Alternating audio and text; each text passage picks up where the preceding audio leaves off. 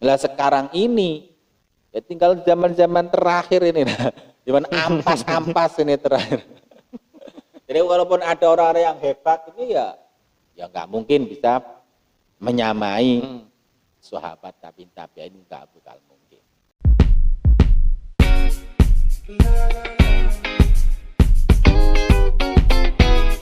Assalamualaikum warahmatullahi wabarakatuh. Waalaikumsalam warahmatullahi wabarakatuh.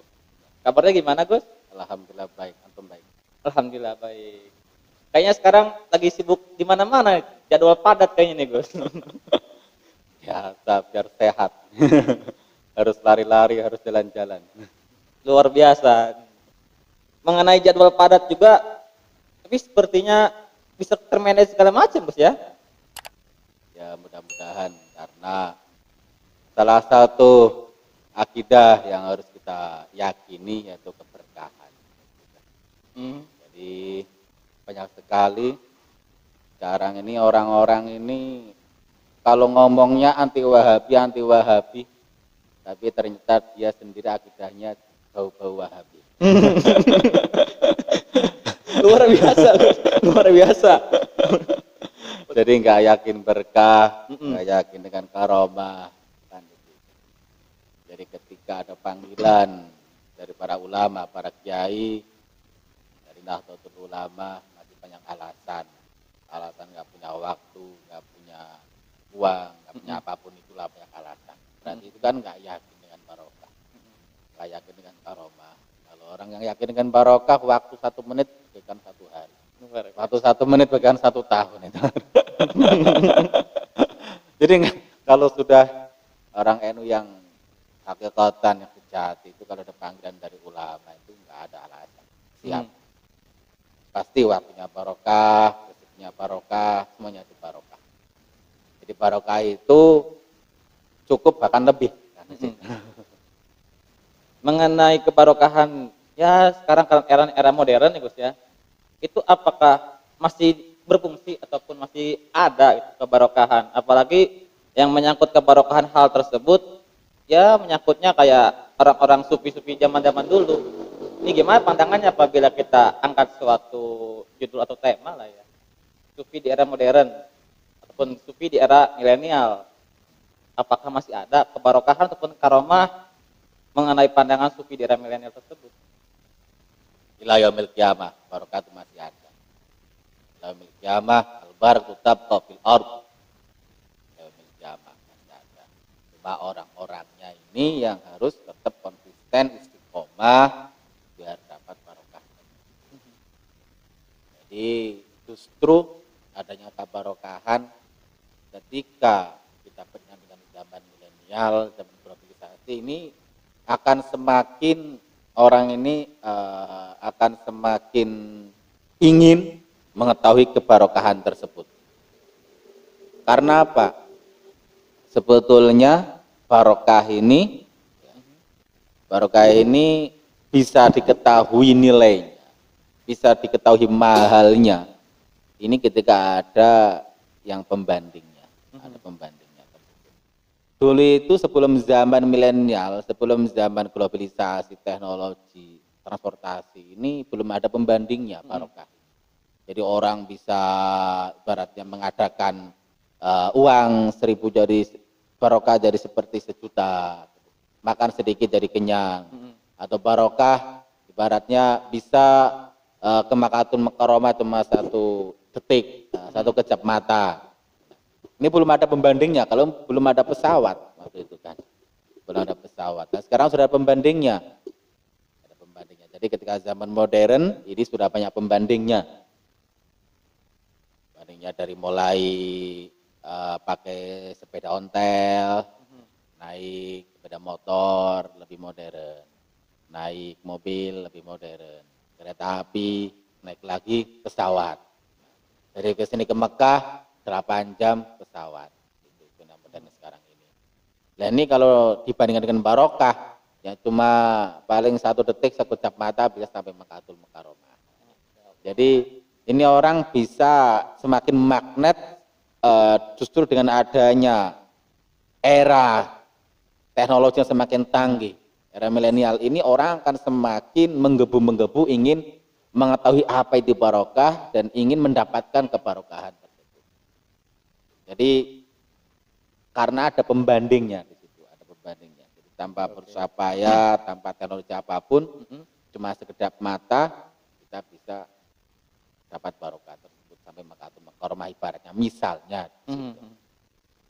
Oke, ya boleh sedikit memberitahu ataupun memberikan definisi mengenai sufi milenial di era milenial ini seperti apa gitu dalam kacamata pandangan antum sendiri, Gus. Kita lihat sufi itu dili. Mhm. Sufi, jadi banyak sekali itu yang mendefinisikan atau tarif sufi itu banyak sekali para ulama. Tapi dari kami sendiri ingin mengambil tarif had yang lebih bisa dipahami al-aqrab ila zihni, lebih bisa mendekatkan dalam kepahaman kita baik secara logika maupun secara perasaan dan secara amalia sehari-hari kita. Dari sufi itu kan dari kata kalau kita ambil lebih enaknya aja, itu dari suf aja, suf jadi bulu kan di situ, suf bulu domba. Cacat dari awal aja, dari awal ketika masa baginda Rasul Muhammad SAW, mulai awal. Jadi kalau nggak dari awal itu kadang ngambang, ya ngambang tengah-tengah nggak paham historis, nggak paham sejarah, jadinya itu pemahaman kita itu ngambang. Jadi nggak sampai tuntas dari akarnya, nggak tahu asbabul wurudnya. Sejarah dulu berarti, Gus ya? Sejarahnya. Oke. Pada zaman Kanjeng Nabi Muhammad SAW, setelah beliau wafat, zaman sahabat, para sahabat inqirat, sudah habis masa sahabat, era sahabat, era tabi'in. Tabi'in habis, era tabi'in. Nah itu pada masa tersebut itu masa-masa keemasan. Masa-masa keemasan era sahabat, tabi'in, masa-masa keemasan. Lalu sunnah wal jamaah masih setia pada ajaran-ajaran Nabi dan para sahabat. Setia. Jadi nggak ada yang menyimpang, nggak ada ikhtilaf. Kasirah itu enggak ada di situ. Nah setelah zaman tabi'in, ini umat ini ikhtilaf kasirah yang tidak ada istilahnya titik temunya ini sangat sulit ada titik temunya. Jadi sampai perpecahan bahkan sampai peperangan. Jadi munculnya 72 firqah ini pada setelah inqirat masa tabi'in. Firqah yang menjerumus pada masalah akidah. Lah ketika para umat ini sudah ikhtilaf kasirah, menjerumus pada masalah akidah. Memang awalnya bukan masalah akidah. Awalnya masalah siasah, masalah politik, masalah khilafah. Dari mulai perbedaan siapa pemimpin setelah Nabi wafat. Tapi dari perbedaan masalah khilafah tersebut, masalah siasah tersebut akhirnya menjerumus pada masalah akidah. Masalah usul.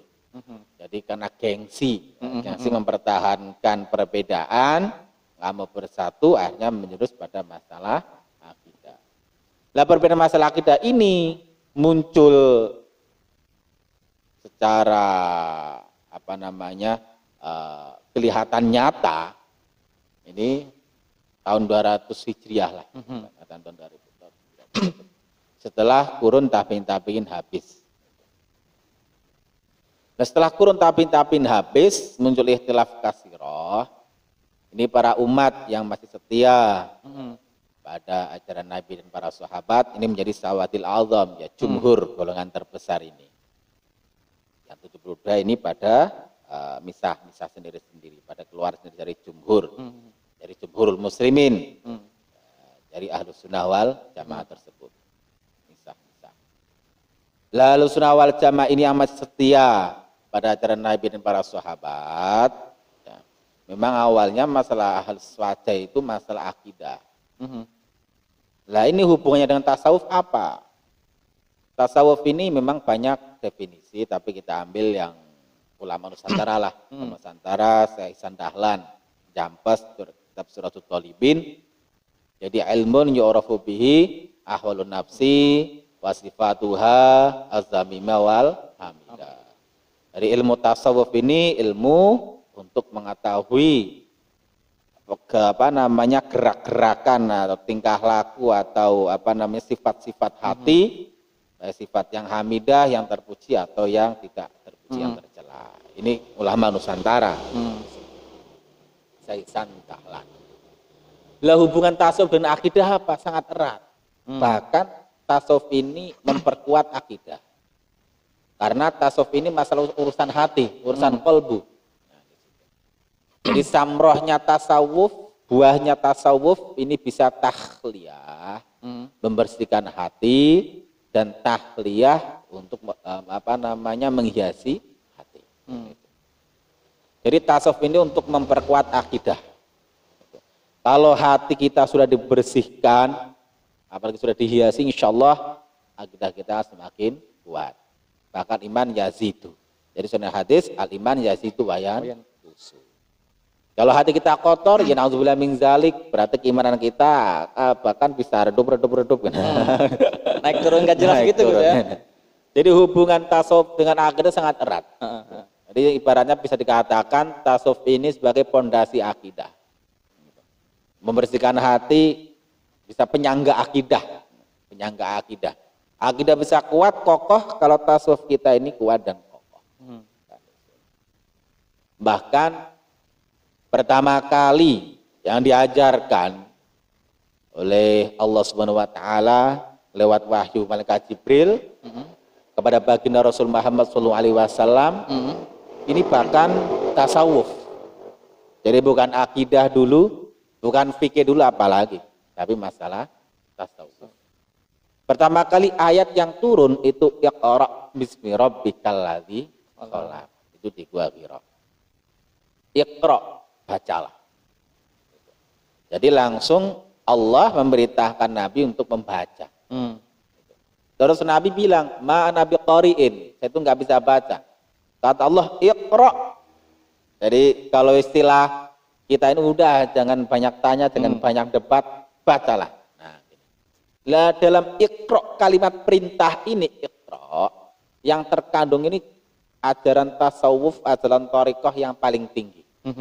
Situ. Berarti ajaran thariqatut tazhib, tasawuf tazhib, al-murid banayatayil ghasil, al-murid banayatayil syekh, al-maid banayatayil ghasil. Murid di hadapan guru bagaikan mayit di hadapan orang yang memandikan. Jadi apapun kata perintah syekh itu dilaksanakan tanpa alasan. Nah, ini. Jadi Nabi ini sudah diajarkan tasawuf tingkat tinggi. Yaitu walaupun beliau itu belum pernah bisa membaca, merasa belum pernah bisa membaca, menulis. Tapi bacalah, ini perintah Tuhan, Iqra, bacalah. Jadi ajaran tasawuf tingkat tinggi. Ketika pertama kali, berarti substansi ya, isi daripada Iqra ini mengajarkan tasawuf level tertinggi, yaitu menuruti apa kata guru, yaitu situ berarti apa kata Allah Tuhan tanpa alasan apapun. Jadi Nabi nggak bila alasan di situ. Udah, jangan banyak alasan. Iqra, bacalah. Nah, jadi ajaran tasawuf tingkat yang pertama kali justru diajarkan. Karena untuk penyangga, untuk pondasi akidah, untuk pondasi akidah yang sangat kuat. Jadi harus kita tasawufnya kita kukuhkan dulu. Jadi gimana apa kata guru kita ikut. Kalau sudah itu keyakinan itu timbul ada, maka keimanan kita pasti akan semakin kuat. Jadi kalau hati kita masih kotor dengan guru, apalagi belum terhiasi hati kita bisa memuji pada guru. Nah, keimanan kita pada guru ya diragukan. Jadi kalau hati kita masih kotor pada Allah, apalagi belum dihiasi, ini keimanan kita ya masih diragukan. Kadang masih nggak percaya pada Tuhan, takdir memang kejam. Ini karena memang hatinya kotor kan di situ. Dari hati yang kotor. Kalau hati yang bersih dan apalagi sudah dihiasi dengan sifat-sifat yang hamidah, ya pasti keimanan kita akan semakin kuat. Maka para umat setelah zaman tabi'in di samping untuk memperkuat akidah Ahlussunnah wal Jamaah, beliau-beliau ini para ulama juga memperkuat tasawuf untuk penyangga akidah. Nah, istilah tasawuf sendiri muncul pada era masa setelah tabi'in. Nah, kita lebih enaknya kita mustaknya atau diambilnya kata tasawuf itu dari suf aja, dari bulu. Jadi secara lughatan, secara bahasa orang sufi itu nisbatun ila suf. Jadi orang yang memakai pakaian bulu. Karena apa? Dalam hadis disebutkan Nabi itu wayal basus suf. Nabi itu memakai pakaian yang berpakai bulu-bulu domba itu, kulit domba. Jadi itu sebagai ciri-ciri yang tetap setia pada ajaran Nabi dan para sahabat. Jadi para umat yang memakai istilah sufi. Nah, kalau secara lughatan orang yang memakai pakaian bulu. Nah, secara lughatan ini. Tapi secara kontekstualnya orang yang masih setia memakai ajaran Nabi. Gitu. Baik itu akidahnya ataupun hatinya. Itu secara lughatan, Walaupun istilahan, ya tadi tasawuf ini orang yang tasawuf itu adalah ilmu yang untuk mengetahui masalah ahwalul qalbi, ahwalun nafsi, tingkah-tingkahnya hati, pertingkahan atau pola-polanya hati di situ. Lah, dari tasawuf masdar ini istiqoknya dan dapat tercipta lagi mustaq ya. Kalau tasawuf kan masdar mustaq minhu. Bisa mustaqnya itu mutasawwif. Nah, mutasawwif ini orang yang berusaha bertasawuf. Berusaha mensucikan hatinya, menghiasi hatinya. Ini mutasawwif. Kalau sudah bersih, ini jadinya sufi. Jadi kalau masih mutasawwif, ini orang yang takalluf bit tasawuf. Jadi al-mutasawwif huwa al-mutakallifu bit tasawuf. Jadi orang mutasawwif ini orang yang berusaha mengamalkan ilmu tasawuf. Setelah ilmu tasawuf bisa diamalkan, itu berarti jadi bukan mutasawwif lagi, tapi namanya sufi kan di situ. Jadi ada kalau di istilah fikih ya mutafaqih sama faqih. Kalau masih berusaha mencari, berusaha memahami ilmu-ilmu fikih namanya mutafaqih. Kalau sudah alim fikih namanya faqih. Berarti kalau orang yang masih berusaha belajar tasawuf, berusaha mengamalkan tasawuf namanya mutasawwif. Kalau sudah bisa mengamalkan tasawuf itu hatinya sudah bersih, dihiasi dengan akhlak alhamidah, itu namanya sufi. Oke. Jadi kalau konteks sufi kan lebih identiknya ke zaman-zaman dulu, Gus ya. Apalagi yang banyak yang mengatakan orang-orang sufi itu perlunya adanya uzlah. Nah, gimana konteksnya ataupun pandangan dari Gus sendiri yang sufi ada di era milenial ini? Kan otomatis tidak bisa kita uzlah di gunung aja, di hutan atau di mana di suatu tempat menyendiri. Ini apakah ada konsep lain mengenai kesinambungan atau sinkronisasi mengenai sufi milenial? Iya. Nah, kita teruskan lagi ceritanya, teruskan lagi. Siap. Jadi setelah umat era setelah pasca tabi'in, ini ingin biar gimana agar umat ini dalam i'timad bi aqidati ahli sunnah wal jamaah semakin kokoh dan kuat. Maka konsep tasawuf ini juga diterapkan. Jadi konsep tasawuf diterapkan ini untuk memperkuat akidah. Bahkan kalau bisa dikatakan ini tasawuf ini harus lebih didahulukan daripada fikih. Jadi belajar tasawuf itu fardhu ain untuk memperkuat akidah kita.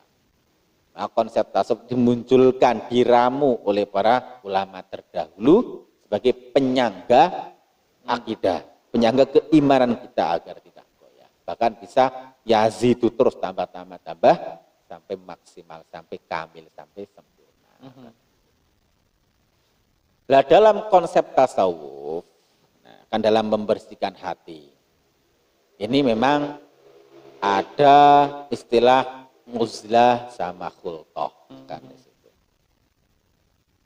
Jadi tadi masalah definisi tasawuf kan sudah, sufi sudah, mutasawuf sudah. Sekarang kita menyingkronkan dengan milenial sekarang. Jadi milenial itu ya istilahnya zaman kini lah, zaman modern. Zaman kholaf lah, zaman kholaf. Jadi memangsakan, mensinkronkan konsep tasawuf dengan era modern. Kan. Kalau konsep tasawuf pada zaman salaf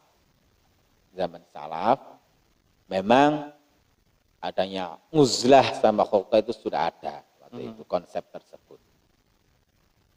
Dan itu sebenarnya para ulama-ulama terdahulu ini yang paling sempurna itu konsep khulqah.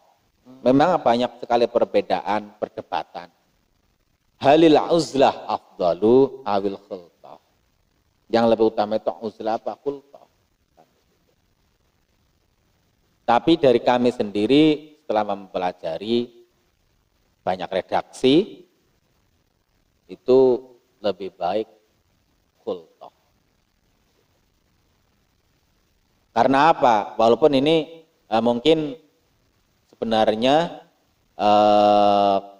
cuma salah paham atau beda sudut pandang, beda sudut pandang di situ.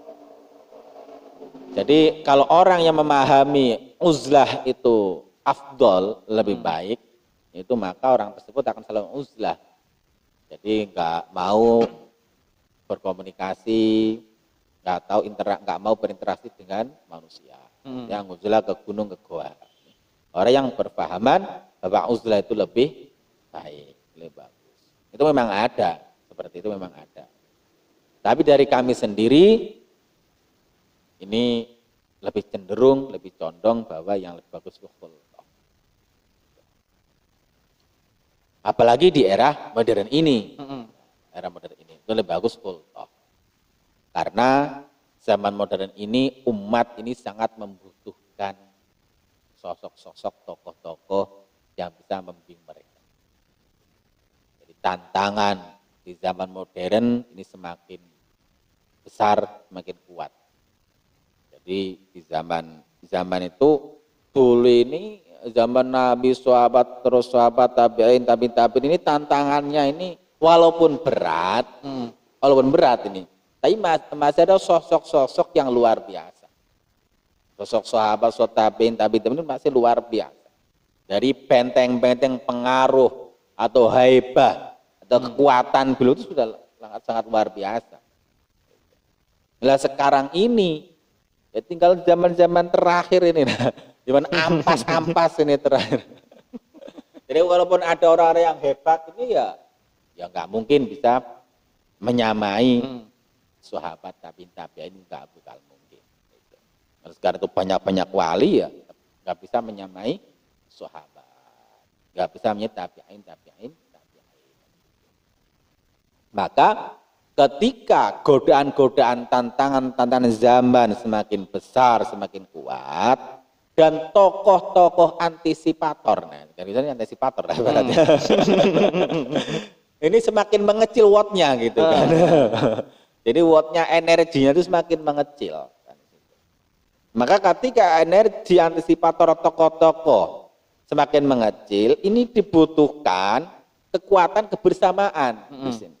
Jadi ketika kekuatan kecil ini bersatu, bersama, berkumpul akan jadi kekuatan yang besar, antisipasi tantangan zaman yang semakin kuat, semakin besar.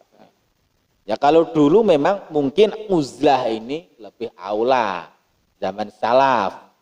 Uzlah ini lebih utama, jadi para sufi, kaum sufi ini nggak mau interaksi dengan manusia, lebih menyendiri di kamar, menyendiri di rumah, menjadi di gunung, menjadi di hutan. Karena sudah ada sosok yang cukup 1 orang atau 2 orang, karena energinya memang luar biasa, mega power luar biasa. Kuat untuk mengendalikan energi yang negatif. Nah sekarang, lawan zaman Wali Songo memang ada Wali Songo, nggak cuma Wali 1 kok. Iya betul. Itu abad ke-14 Hijriah.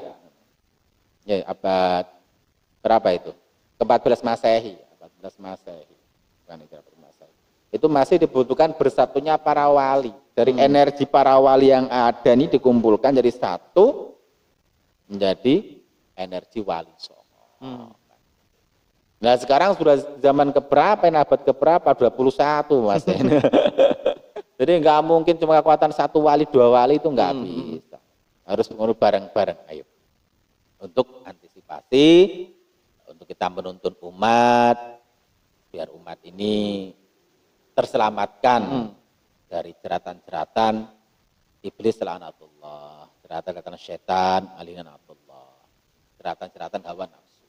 Maka kekuatan positif dari para wali, para sufi ini dibutuhkan untuk turun gunung semua. Jadi di zaman ini para sufi mutasawwifin, kekuatan energi mereka lebih bagus dikumpulkan bareng-bareng demi untuk kemaslahatan ammah, masalah ammah untuk umat sedunia, untuk Nusantara, umat se-Nusantara, wabil khusus negara kesatuan Republik Indonesia. Jadi harus bersatu padu. Jadi itu zaman sekarang aula afdol itu khultah, kita interaksi dengan manusia, dan alasan apa tadi saya sampaikan, pertama untuk menyatukan semua energi kekuatan. Nah, pertanyaannya, apakah nggak bisa orang yang menyendiri dalam gua, dalam rumah itu menyalurkan energi? Bisa, sangat bisa. Orang yang menyendiri dalam rumah, dalam gua, dalam hutan bisa energi beliau-beliau disalurkan, tapi nggak bisa maksimal, nggak bisa. Jadi medianya antara melalui wasilah dengan tanpa wasilah ini lebih kuat yang tanpa wasilah, tanpa perantara, tanpa penghalang, langsung muwajahah, bertatap muka. Bahkan kalau secara keilmuan ini buat ul hafir ngalal hafir, jadi mulai mulut langsung ke mulut musyabahah. Itu energi yang langsung dengan yang tidak langsung ini masih kekuatan yang langsung. Jadi untuk di era sekarang ini sangat dibutuhkan yang langsung. Jadi para ulama turun ke bawah langsung menyapa umat, merangkul umat. Ini satu sisi. Alasan lainnya, kenapa khultah ini lebih baik daripada uzlah? Karena justru di dalam khultah ini ada uzlah hakikatan. Jadi yang dikehendaki uzlah ini kan menyingkirkan tajarud, menyingkirkan masiwallah, menyingkirkan semua selain Allah, yang ada itu cuma Allah Subhanahu wa ta'ala. Dalam hati cuma Allah Subhanahu wa ta'ala. Ini keinginan daripada uzlah. Lah ketika orang uzlah ini ikhtiar untuk menyingkirkan masiwallah, ingin langsung hudur ma'allah. Ini uzlah salah satu ikhtiar bagi mereka. Jadi menyingkirkan semua makhluk-makhluk, ingin menyepi biar langsung hudur dengan Allah Subhanahu wa ta'ala. Lah orang yang masih level seperti ini dikhawatirkan mungkin dalam zahirnya dia itu uzlah, tapi dalam batinnya belum bisa uzlah. Kadang masih punya pikiran, wah, ntar aku uzlah biar dilakopi atau dijuluki wali. Biar digunjing, ntar aku turun gunung jadi wali. Nah, itu kan berarti masih ada alakoh di situ, ada persambungan dengan makhluk. Padahal intinya uzlah tajarud anil alakoh. Ya, membuang semua alaqah berhubungan dengan makhluk. Ini orang-orang yang dikhawatirkan karena nggak kuat kita khultoh interaksi dengan manusia dan nyingkir, tapi hatinya bisa tergoda khultoh. Jadi zahirnya uzlah, batinnya khultoh. Ini yang nggak lulus ini. Jadi sufinya nggak lulus. Jadi az-zahir mangal hak, tapi al-batin mangal kholak. Jadi zahirnya mal hak, zahirnya dengan Allah, menyingkir dari makhluk, tapi batinnya malah ma'al kholak, batinnya itu bersama dengan yang bagus ini itu az-zahir ma'al kholak wal batin ma'al hak. Jadi zahir dengan manusia, interaksi dengan manusia, ya ta'awun alal birri wa taqwa, sesuai dengan perintah Allah, wa ta'awun birri wa taqwa. Kita ukhuwah Islamiyah, ukhuwah basyariyah kita tunaikan. Nah, di sini tunaikan bersama. Lah baru masalah al-batin kita ma'al hak. Jadi enggak ada kewajiban yang terlanggar ketika kita khultoh. Tapi kalau kita uzlah, ini dikhawatirkan ada kewajiban yang terlanggar, yaitu ukhuwah basyariyah, hubungan kemanusiaan. Memang hubungan dengan Allah, hubungan vertikal tertunaikan, tapi hubungan horizontal dengan manusia ini enggak tertunaikan ketika uzlah. Padahal kemanusiaan ini di atas ketuhanan. Kemanusiaan itu muqaddamun alal ketuhanan. Jadi hukukul adami muqaddamatun ala hukukillah. Karena apa? Hukukul adami mabniyatun al musyahah, hukukullah mabniyatun alal musah. Jadi hak Adam ini lebih berat, hak kepada manusia, kewajiban kepada manusia ini lebih berat daripada kewajiban kepada Allah Subhanahu wa ta'ala. Contohnya enak. Ketika kita sholat duhur, sudah sholat Allahu Akbar. Waktu sholat kita melihat ada orang menyeberang jalan, orang buta. Kalau nggak kita tolong dia akan ketabrak meninggal.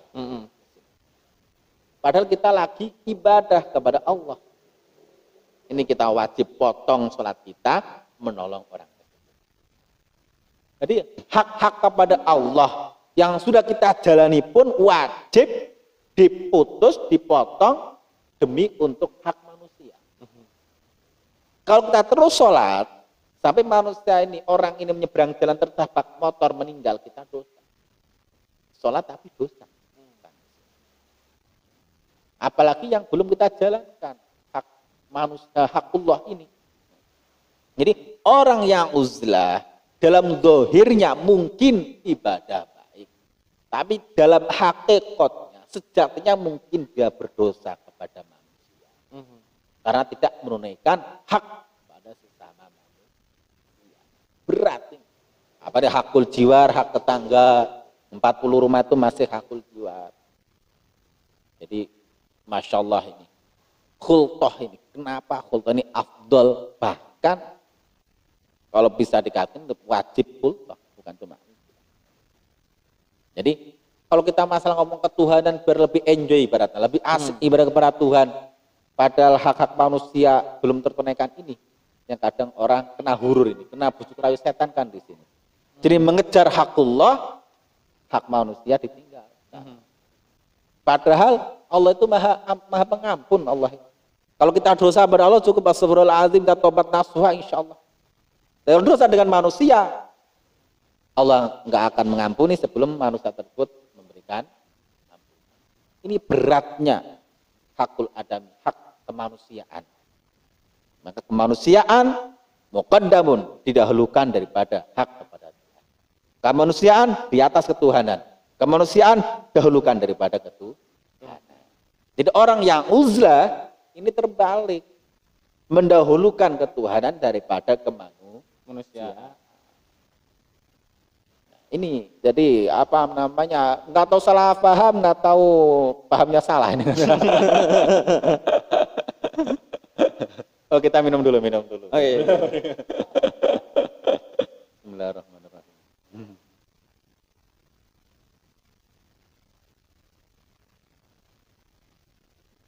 Alhamdulillahirabbil alamin. Lagi puasa ya Gus ya? Insyaallah. Oke. Nah, jadi dalam khultah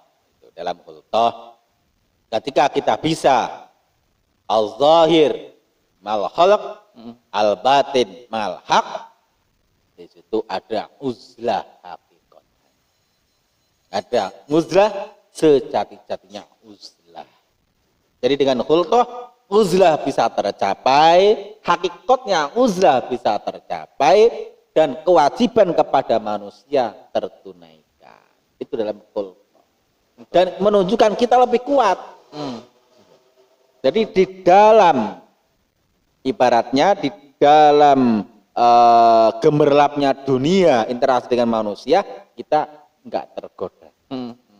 Jadi enggak terkontaminasi. Jadi bisa seperti as-samak fil bahri layatamallahu. Bagaikan air, bagaikan ikan dalam lautan, sampai kapanpun tidak akan asin walaupun lautan itu asin. Ini sufi yang khultah seperti itu. Bagaikan as-sufi alladzi yatamassaku atau alladzi yasluku bil khultah al-zahir mal khalq al-batin mal haq as-samaki fil bahri al-milhi. As-samak fil bahri walau milhan la yatamallahu abadan. Jadi sufi yang berpedoman pada khultah, yang berjalan yasluku maslakal khalidin, itu bagaikan air, bagaikan ikan yang dalam lautan tidak akan menjadi asin walaupun laut itu sendiri. Ini kan hebat luar biasa di situ. Jadi di dalam air laut pun yang asin dia tidak akan asin. Manusia di dalam berkumpul dengan manusia senakal apapun, sebadung apapun, dia tidak akan terkontaminasi dengan kenakalan mereka, kebaduan mereka. Tapi tetap al-batin ma'al hak, batin dengan Allah Subhanahu wa ta'ala. Ini malah justru sufi yang luar biasa. Sufi yang khultah. Beda dengan mutasawwif yang uzlah. Jadi berusaha menyingkir daripada air laut yang asin, tapi dia sendiri asin. Jadi lauk asin itu kan diairin dengan air laut ini biar asin. Nah. Jadi dia sendiri menyingkir dari air laut, keluar dari laut, tapi dia sendiri asin, terkontaminasi dengan air laut tersebut. Jadi dikhawatirkan, khawatir. Jadi yang jelas yang kita khawatirkan ini lari dari tanggung jawab kepada sesama manusia. Orang yang uzlah ini. Jadi mengejar ketuhanan tapi melalaikan kemanusiaan. Ini yang jelas yang kita takutkan, yang kita khawatirkan. Jadi jangan sampai salah paham, mengejar hak kepada Allah, meninggalkan hak kepada manusia. Paham? Paham. Masya Allah, penjelasannya luar biasa. Cuma ada yang sedikit pikiran dari saya pribadi, Gus ya. Ini mengenai khultah dengan uzlah ya di era modern sekarang, era milenial sekarang. Ini kan banyak gejala-gejala yang terjadi. Apalagi yang tadi antum sudah dikatakan bahwasanya metode khultah ya lebih baik berkomunikasi lah. Itu lebih baik metode khultah. Sedangkan zaman sekarang, era sekarang, ini sedang ada yang namanya gejala virus corona. Bahkan itu sholat berjamaah pun ya dibolehkan tidak berjamaah. Seperti apa itu, Gus? Apakah masih berfungsi? Pandangan dari antum sendiri? Ya larangan berjamaah, larangan sholat Jumat. Kalau dari kacamata fikih Oke, ini mungkin bisa dibenarkan. Tapi kalau dari kacamata tasawuf, ini kita pilah-pilah aja. Jadi jangan diglobalkan. Dari wabah tersebut, kalau memang sudah di zona merah, di kalangan-kalangan eksternal, orang luar banyak berdatangan, ini ya bisa jangan ada sholat Jumat, tapi kalau di kalangan internal, semua warga NU, semua warga Muslim satu kampung, nggak ada orang luar datang, kenapa dilarang? Nah, ini penerapan fatwanya ini ya harus jangan diglobalkan sama seperti itu. Jadi harus ditafsir, dibagi. Bagi yang zonanya merah, banyak orang eksternal yang berdatangan, udah jangan ada jumatan, Kalau yang di zona yang masih aman, zona kuning lah, atau zona hijau, orang-orang internal semua, ya jangan dilarang. Dan walaupun di zona merah, usahakan semaksimal mungkin 1 orang 2 orang tetap Jumatan, tetap jamaah, walaupun cuma khotib dengan makmum, imam dengan makmum, karena ada rahasia di balik itu semua dalam kacamata tasawuf, kacamata hikmah, ada rahasia. Maka kenapa syarat Jumat sah itu harus ada 40 orang, karena la yastamul arbaun illa wa bihim waliyun min auliya'illahi ta'ala. Tidak kumpul 40 orang kecuali di situ ada wali dari auliya'illahi. Kadang orang juga salah pahamnya kalau 40 orang kumpul berarti salah satunya wali, bukan seperti itu. Ini banyak yang keterima juga di situ. Jadi ketika 40 orang ngumpul berarti salah satu yang jadi wali, bukan seperti itu pahamnya. Jadi kalau ada 40 orang kumpul itu ada wali yang datang gitu. Karena para wali ini tidak meninggal, masih ada, masih hidup. Wali-wali songo itu masih hidup. Jadi ketika 40 orang kumpul, ini wali datang. Nah, ini kenapa rahasianya harus 40 orang bersah untuk madhab Syafi'i yang qaul ashah. Ada yang cuma 12 orang, 8 orang, bahkan 2 orang. Itu ya enggak apa-apa. Jadi menjaga mura'atul khilaf. Jadi daripada enggak sama sekali, tetap Jumat bagi siapapun, kalau masih ke Jumatan. Jadi kalau memang sudah enggak bisa, darurat, masih bisa Jumatan karena ada hikmah rahasia di balik itu semua. Nah, walaupun di zona merah pun usahakan harus Jumatan ada jamaah, walaupun 2 orang usahakan. Jadi walaupun imam muadzin tetap jamaah aja. Biar hikmah sir rahasia dari Jum'ah dan jamaah itu. Walaupun secara hukum fikih gugur, nggak wajib. Nurul Jum'ah, nurul jamaah tetap ada, tetap bercahaya. Dari kacamata. Ada lagi, Gus? Apa? Terkait apa lagi? Ya mungkin kita cukupkan dulu ya, Gus. Terima kasih, Gus, atas ya jawaban-jawaban yang luar biasa ini, Gus. Semoga bermanfaat untuk sahabat-sahabat AIS Banten semua. Dan terima kasih kedatangan Gus ini. Luar biasa ini pencerahan mengenai sufi milenial. Luar biasa pokoknya. Apalagi yang dengan metode-metode dan cara-cara yang telah Gus Hubab sendiri sampaikan. Jangan lupa untuk sahabat AIS Banten, like, comment, and subscribe. Terima kasih, Gus. Assalamualaikum warahmatullahi wabarakatuh. Waalaikumsalam warahmatullahi wabarakatuh. Tetap Jawa, kita tetap jaya. AIS Banten